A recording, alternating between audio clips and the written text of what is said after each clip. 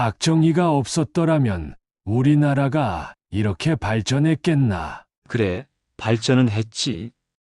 하지만 그 대가로 우리가 잃은 것들은 마포구 골목길 끝자락 대한곱창이란 허름한 가게에서 두 노인이 마주 앉아 있었다.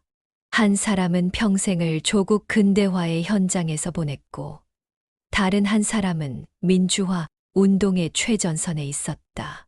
한때는 서로를 이해할 수 없었던 두 사람. 하지만 이제 그들은 같은 술잔을 기울이며 반세기 전의 이야기를 나누고 있었다. 1970년대부터 이어져 온 이 가게의 낡은 간판은 늦겨울 비에 젖어 있었다. 시간의 흔적이 고스란히 담긴 페인트는 곳곳이 벗겨져 있었고 그 아래로 이전 상호의 흔적이 물에 번진 수채화처럼 비쳐 보였다. 마치 한국 현대사처럼 겹겹이 쌓인 시간의 무게를 품고 있었다. 가게 안에서는 누렇게 바랜 백열등이 오래된 흑백 사진처럼 따스한 빛을 내고 있었다. 그 불빛 아래로 78세의 김철수와 76세의 이만호는 각자의 진실을 나누고 있었다. 철수에게 박정희는 가난한 조국을 일으켜 세운 영웅이었고 만호에게 그는 민주주의를 짓밟은 독재자였다. 하지만 세월이 흐른 지금 그들은 서로의 기억이 모두 이 나라의 역사였음을 알고 있었다. 테이블 위에는 반쯤 비워진 소주병과 식어가는 곱창이 놓여 있었다. 그들의 주름진 얼굴은 마치 한국 현대사의 지도처럼 깊고 복잡했다. 그 주름 하나하나가 이 나라의 질곡 어린 역사를 말해주는 듯했다. 여기가 제일 오래됐지. 이제 이런데 어디 있나? 요즘 애들은 이런 데서 술도 안 마신다 카이. 78세의 김철수가 쩍쩍 갈라진 목소리로 말했다. 그의 목소리에는 세월의 무게가 묻어 있었다. 손가락 마디마디에는 공장에서 보낸 수십 년의 흔적이 깊게 패여 있었다. 그의 맞은편에 앉은 76세의 이만호는 묵묵히 고개를 끄덕였다. 흰 머리카락이 성성한 두 사람의 주름진 얼굴은 마치 한국 현대사의 지도처럼 깊고 복잡했다. 그들의 얼굴에 새겨진 주름 하나하나가 이 나라의 질곡 어린 역사를 말해주는 듯했다. 테이블 위에는 반쯤 비워진 소주병과 식어가는 곱창이 놓여 있었다. 소주병 라벨은 젖어 있었고 기름기 밴 곱창은 이제 차가워져 윤기를 잃어가고 있었다. 철수는 여전히 젓가락질을 하고 있었지만 만호는 이미 수저를 내려놓은 지 오래였다. 천장에 매달린 낡은 선풍기는 겨울임에도 천천히 돌고 있었고 그 아래로 담배 연기가 흐릿하게 피어올랐다. 선풍기 날개에서는 삐걱거리는 소리가 간간히 들려왔다. 수십 년간 한자리를 지켜온 충실한 증인처럼. 철수야, 기억나나? 우리가 처음 만났던 날. 이만호가 먼저 입을 열었다. 그의 목소리에는 반세기의 세월이 묻어 있었다.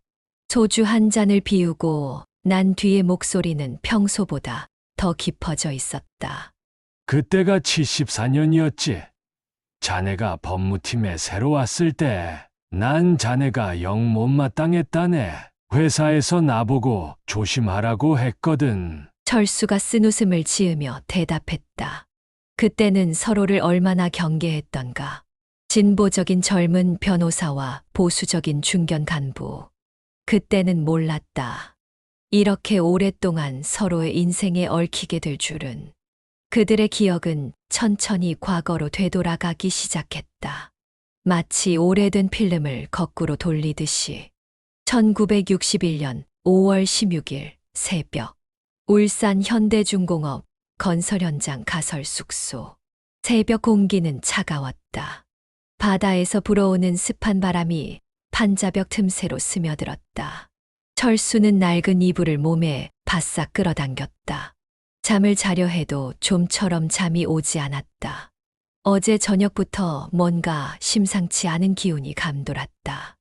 현장 사무실에서 늦게까지 불이 켜져 있었고 평소에는 보이지 않던 사람들이 부산하게 돌아다녔다. 두꺼운 판자벽 너머로 누군가의 다급한 발소리가 들려왔다. 군화 소리였다. 철수는 숨을 죽이고 귀를 기울였다. 바람 새는 창문 틈으로 차가운 새벽 공기가 스며들었다. 큰일 났다. 군인들이 정권을 잡았어. 누군가의 외침에 기숙사가 발칵 뒤집혔다. 잠들어 있던 노동자들이 하나둘 벌떡벌떡 일어났다. 담요를 둘둘 만 채 밖으로 뛰쳐나가는 사람들. 누군가는 졸린 눈을 비비며 뭐야 중얼거렸고 또 다른 이는 드디어 왔구나라며 쓴웃음을 지었다. 새벽 안개가 자욱한 현장 식당으로 사람들이 모여들었다.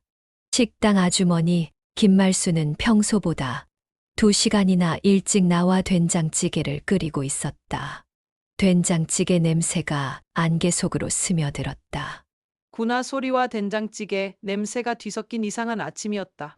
삐걱거리는 나무 의자에 노동자들이 하나둘 모여들었다. 식당 아주머니는 된장찌개를 끓이면서도 귀는 라디오에 쏠려 있었다. 앙상한 라디오 주변으로 사람들이 옹기종기 모였다. 전파 잡음 속에서 간간이 들려오는 방송을 듣기 위해 모두가 숨을 죽였다. 누군가는 라디오 안테나의 방향을 조금씩 바꾸어가며 더 선명한 소리를 잡으려 애썼다. 친애하는 국민 여러분, 처음 듣는 목소리였다. 박정희 소장. 그 이름을 처음 들었다. 드디어 해방이다. 이제 군인들이 나라를 바로잡을 거야. 귀퉁이에서 누군가 막걸리를 풀었다. 빛바랜 양은 주전자에 막걸리가 따라졌다. 잔이 돌았다. 새벽부터 술을 마시는 게 꿈만 같았다. 김말순 아주머니는 된장찌개에 더 많은 두부를 넣었다. 오늘은 특별한 날이니까. 26살의 김철수는 복잡한 심정이었다. 고등학교 3학년 때 4.19 혁명에 참여했던 기억이 떠올랐다. 독재 타도를 외치며 거리로 나섰던 그때도 사람들은 이렇게 기뻐했었다. 이승만이 물러나던 날 광화문 거리에서 만세를 부르던 그 기쁨이 아직도 생생했다. 하지만 그 기쁨은 오래가지 못했다. 1년도 채 되지 않아 또다시 거리는 혼란으로 가득 찼다. 과연 군인들이 나라를 구할 수 있을까? 가슴 한켠이 묵직했다. 하지만 그는 곧 그 생각을 털어냈다. 지금은 생각할 때가 아니었다. 살아남아야 했다. 가난한 집안의 장남으로서 그는 그저 열심히 일하는 것만이 살 길이라고 믿었다. 어머니의 굽은 허리와 아버지의 갈라진 손이 떠올랐다. 그들에게 좋은 세상이 올까? 철수는 라디오에서 흘러나오는 박정희의 목소리를 다시 귀 기울여 들었다. 한편 서울에서는 서울대학교 법과대학 캠퍼스는 이른 아침부터 술렁이고 있었다. 학생들이 하나둘 모여들기 시작했다. 누군가 등사기로 찍은 유인물을 나눠주고 있었다. 이것은 쿠데타다. 우리는 또다시 군화발에 짓밟히게 되었다. 22살의 이만호는 유인물을 손에 쥔 채 떨고 있었다. 그의 눈에는 분노와 두려움이 교차했다. 1년 전 4.19 혁명 때 그가 외쳤던 구호가 아직도 귓가에 맴돌았다. 민주주의여 영원하라. 하지만 이제 그 외침은 허공을 맴돌 뿐이었다. 캠퍼스에는 이미 군인들이 들어와 있었다. 군복을 입은 사람들이 건물 여기저기를 수색하고 있었다. 학생들은 떨리는 마음으로 그들을 바라보았다. 1962년 겨울. 울산의 겨울은 몹시 추웠다. 바닷바람이 뼛속까지 파고들었다. 철수는 작업장에서 돌아오는 길에 항상 손을 불어가며 걸었다. 작업용 장갑은 이미 군데군데 해져 있었지만 새 것을 살 형편이 되지 않았다. 임시 숙소의 시멘트 바닥은 차가웠다. 4명이 쓰는 좁은 방에서 그는 구석 자리를 차지했다. 벽에 달력을 걸어두고 매일 하루하루를 지워나갔다. 첫 월급날까지 앞으로 20날. 달력 위에는 어머니가 보내주신 부적이 걸려 있었다. 아들 철수 필승이라고 쓰인 그 부적을 볼 때마다 가슴이 뭉클해졌다. 저녁이면 방바닥에 앉아 석유난로에 손을 쬐었다. 난로 위에서는 라면이 끓고 있었다. 네 사람이 한 봉지의 라면을 나눠 먹었다. 그래도 배가 고프진 않았다. 희망이 있었기 때문이다. 철수야, 너는 꿈이 뭐야? 같은 방을 쓰는 창수가 물었다. 창수는 철수보다 2살 어린 24살이었다. 얼굴은 까맣게 그을려 있었지만 눈빛만은 총총했다. 꿈이라. 그저 배불리 먹고 사는 거지. 철수는 쓴웃음을 지었다. 꿈이라. 그런 걸 꿀 여유조차 없었다. 꿈도 크게 가져야지. 나는 말이야, 우리나라가 잘 살게 되는 걸 보고 사는 걸 보고 싶어. 일본 사람들이 우리를 무시하지 못하게 우리도 잘 살 수 있다는 걸 보여주고 싶어. 창수의 목소리에는 열정이 가득했다. 그게 우리 같은 놈들이 꿈꿀 일인가? 하지만 창수의 말은 철수의 가슴 한켠에 남았다. 그날 밤 그는 오래간만에 편지를 썼다. 어머님, 아버님, 저는 잘 지내고 있습니다. 걱정 마십시오. 이곳은 매일 커다란 배가 만들어지고 있습니다. 창수라는 친구가 있는데 우리나라도 곧 잘 살 수 있을 거라고 합니다. 저도 그 말을 믿고 싶습니다. 다음 달부터는 꼭 돈을 보내드리겠습니다. 아버님 약값도 제가 책임지겠습니다. 편지를 쓰다 말고 철수는 눈시울을 훔쳤다. 창문 밖으로는 울산공단의 불빛이 별처럼 반짝이고 있었다. 저 불빛들이 우리의 미래일까? 철수는 자리에 누워 생각에 잠겼다. 1963년 여름, 울산공단은 전쟁터였다. 새벽 5시 기상, 밤 11시 취침. 하루 16시간 노동이 기본이었다. 매일 아침 현장에서는 구호가 울려 퍼졌다. 조국 근대화, 수출 입국. 구호를 외치는 동안 철수의 가슴은 뛰었다. 피곤했지만 그 구호 속에는 희망이 있었다. 가난을 벗어날 수 있다는 희망. 우리나라가 잘 살 수 있다는 희망. 어제보다 나은 내일이 올 거라는 희망. 첫 월급 7,000원. 월급 봉투를 받아들고 한참을 바라보았다. 손에 쥔 돈이 마치 꿈만 같았다. 어머니가 장터에서 파는 나물 한 접에 50원. 아버지가 하루 품팔이에서 받는 돈이 300원이었다. 7,000원이란 돈은 그에게 거금이었다.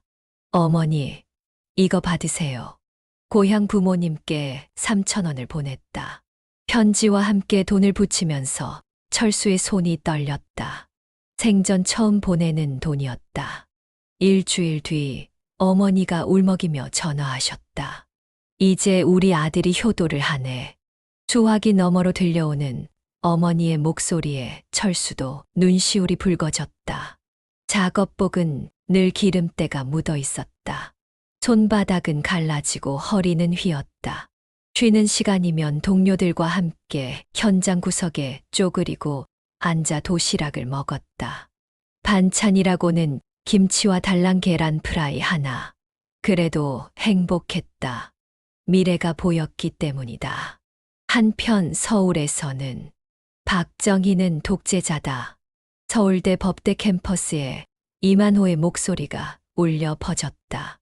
그날도 학생회 집회가 있었다. 봄바람에 벚꽃이 흩날렸다. 캠퍼스는 분홍빛 꽃잎으로 가득했지만 학생들의 표정은 무거웠다. 그들이 말하는 발전이 뭔가? 민주주의를 죽이는 발전이 무슨 소용인가? 우리에게 필요한 것은 자유다. 이만호의 목소리는 떨리고 있었다. 그의 눈앞에는 얼마 전 체포되어 고문당했다는 선배의 모습이 아른거렸다.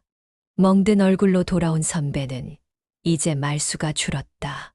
밤이면 악몽에 시달린다고 했다. 우리가 침묵하면 이 나라는 영원히 어둠 속에 갇히게 될 것입니다. 최루탄이 날아들었다.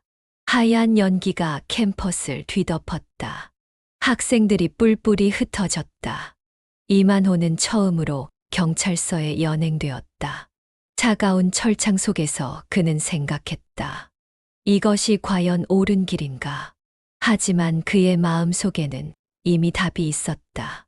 취조실의 형광등 빛이 차가웠다.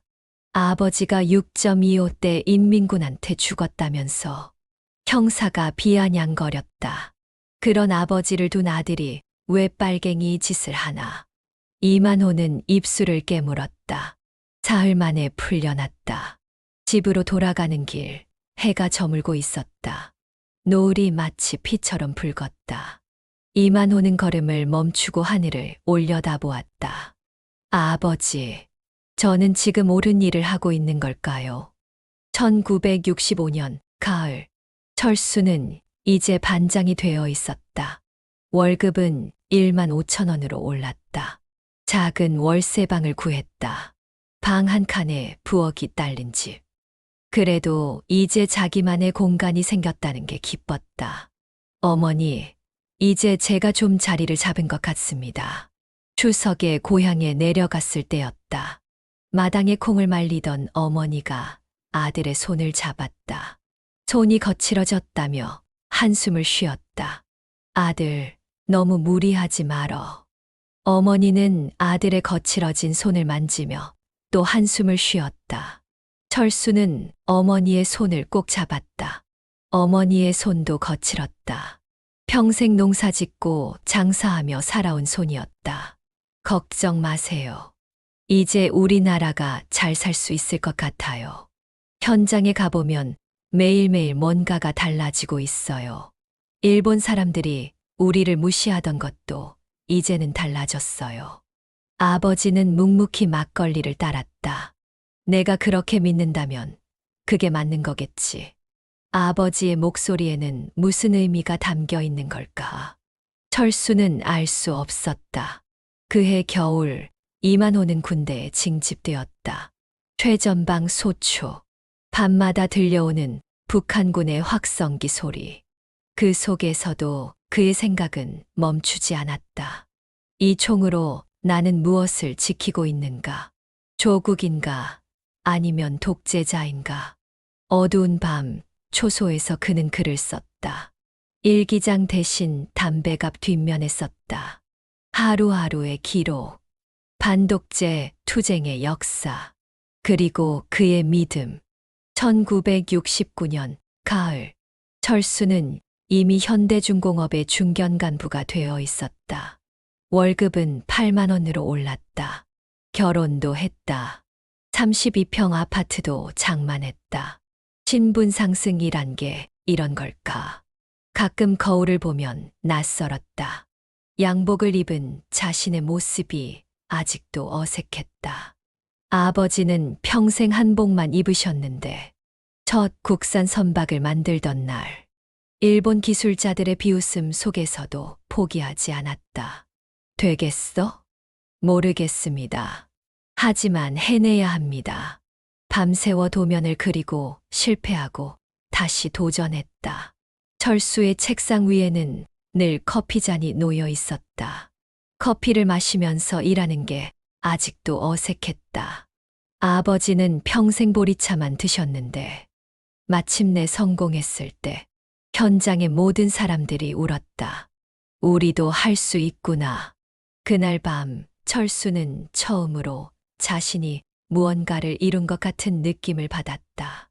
작업복 주머니에서 꼬깃꼬깃한 종이 한 장을 꺼냈다. 5년 전 아버지가 돌아가시기 전 마지막으로 쓰신 편지였다.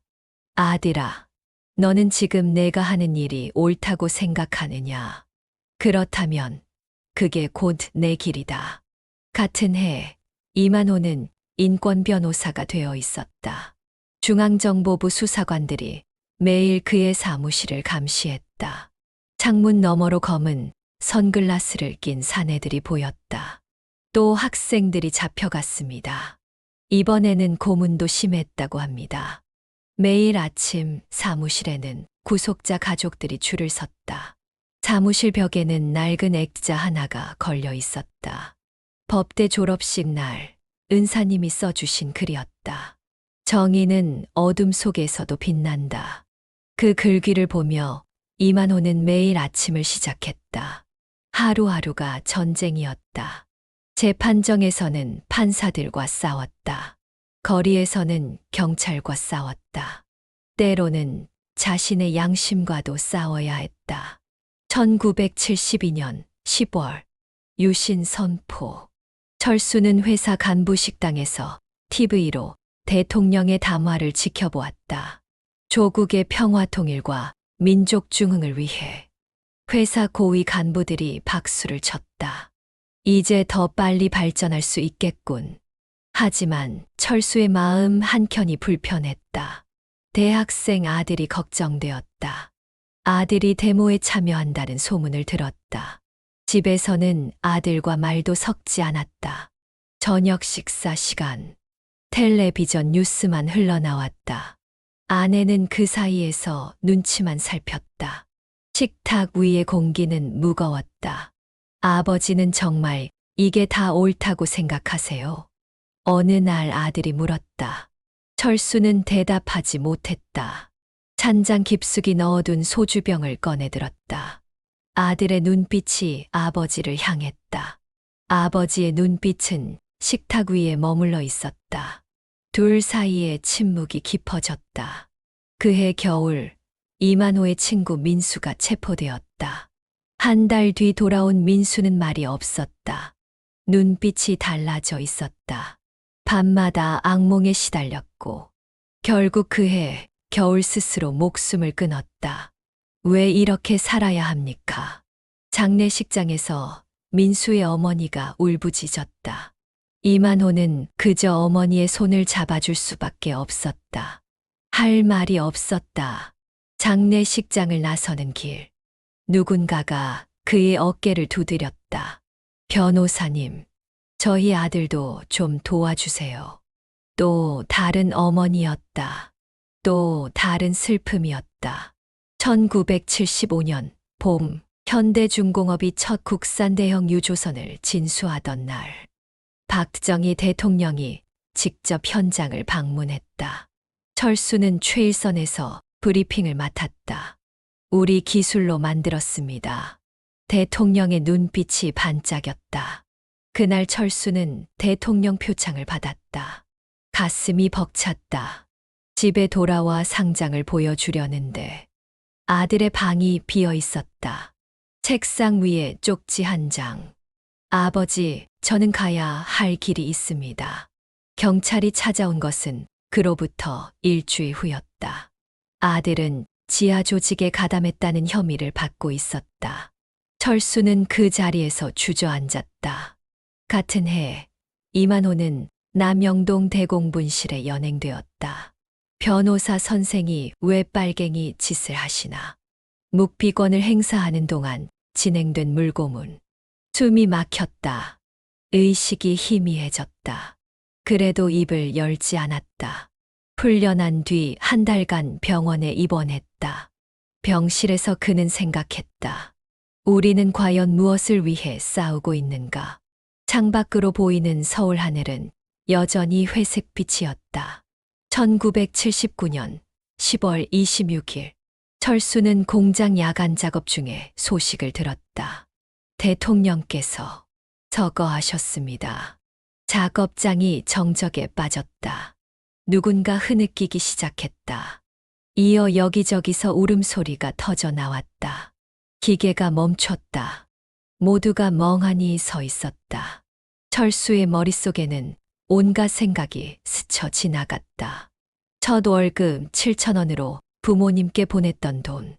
일본 기술자들을 이겨냈던 순간. 대통령 앞에서 받았던 표창. 그리고 사라진 아들. 한편 이만호의 사무실은 이제 민주화의 길이 열리는 건가? 동료, 변호사들과 술을 마셨다. 하지만 그의 표정은 무거웠다. 이제 시작이란 걸 알고 있었다. 2024년 현재 그래서 말일세, 박정희가 없었다면 철수가 마지막 잔을 따랐다. 소주잔의 달빛이 비쳤다. 우리는 결국 무엇이었을까? 이만호가 창밖의 어둠을 바라보았다. 두 노인의 침묵 속에는 한 시대의 모든 빛과 그림자가 스며 있었다. 요즘 우리 손주가 그러더군. 철수가 말을 이었다. 할아버지, 박정희는 어떤 사람이었어요? 하고 그래서 뭐라고 하던가? 이만호가 물었다. 한참을 생각하다가 그저 울었지. 그럴 수밖에. 밤이 깊어갔다. 서울의 밤거리는 네온 사인으로 빛났다. 한강변의 마천루들이 밤하늘을 수놓았다. 그들의 청춘이, 그들의 꿈이, 그들의 아픔이 만들어낸 풍경이었다. 다음에 또 보세. 그래. 다음에는 내가 살게. 두 노인이 일어섰다. 그들의 뒷모습에는 한 시대의 빛과 그림자가 함께 어려 있었다. 한 사람은 그 시대의 빛을 보았고, 다른 한 사람은 그림자를 보았다. 철수의 기억 속에는 가난을 이겨낸 자부심이 있었고, 만호의 기억 속에는 민주주의를 향한 절절한 외침이 있었다. 서로 다른 기억, 하지만 모두가 진실이었다. 철수는 걸음을 멈추고 뒤를 돌아보았다. 때 한 곱창의 낡은 간판이 비에 젖어 있었다. 저 간판처럼 세월의 흔적을 고스란히 담고 있는 그들의 이야기가 언제까지 이어질 수 있을까? 이런 대화를 나눌 수 있는 시간이 얼마나 더 남았을까? 이만호가 손을 흔들었다. 철수도 손을 들어 흔들었다. 두 노인은 각자의 길로 발걸음을 옮겼다. 하나는 동쪽으로, 하나는 서쪽으로. 마치 그들이 걸어온 인생처럼. 하지만 이제 그들은 안다. 서로 다른 길을 걸어왔지만 결국은 같은 하늘 아래 있었다는 것을. 그리고 그 하늘 아래서 그들은 각자의 방식으로 이 나라의 역사가 되었다는 것을.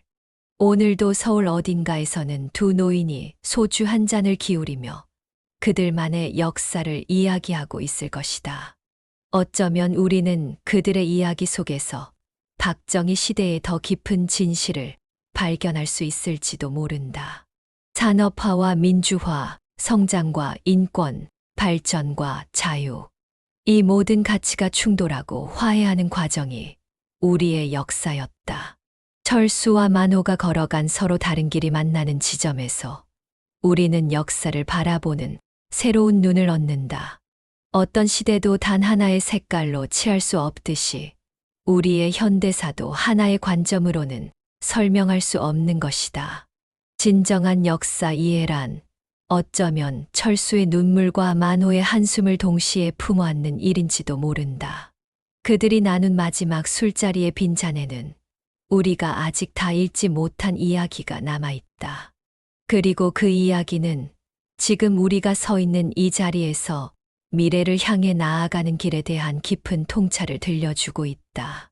구독과 좋아요, 알림 설정은 더 좋은 영상을 만드는데 도움이 됩니다. 감사합니다.